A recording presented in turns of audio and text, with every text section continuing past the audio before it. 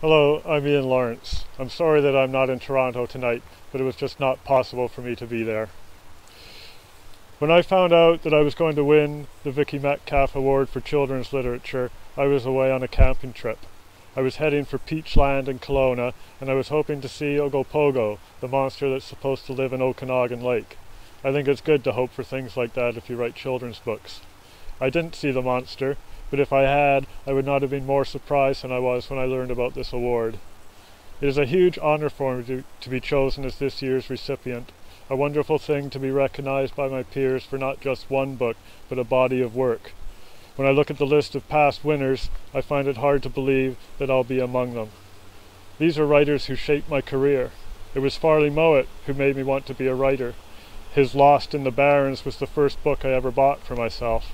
I remember checking it off in a Scholastic catalogue, waiting for it to arrive, then watching a teacher unpack it from a box of brand new books that smelled of ink. That smell is very evocative for me, and it still carries me right back to that moment in a classroom in Calgary. I finished high school in Toronto knowing I wanted to be a writer, but it took me a long time to get there.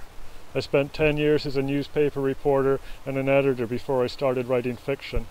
At first, I thought the only thing worth writing or reading were adult novels, so I tried that again and again for many years, but with no success at all. Then I read Adam and Eve and Pinch Me by Julie Johnston, and I saw that a children's book could be a fabulous thing. It was short but complete and absolutely beautiful, full of characters that seemed as real as anybody I knew. I wanted to write like that. And now it's stories by Robert Haig Brown and Kenneth Opel and others that inspire me every day to do better. So I would like to thank everyone for this award. The Metcalf Foundation for developing it nearly 50 years ago, the staff of the Writers' Trust of Canada for being so kind and helpful, the judges for their decision.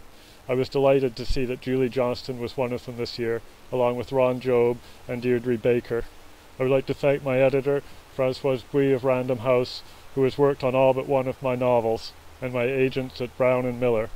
I owe a great debt to all of you. Thank you very much.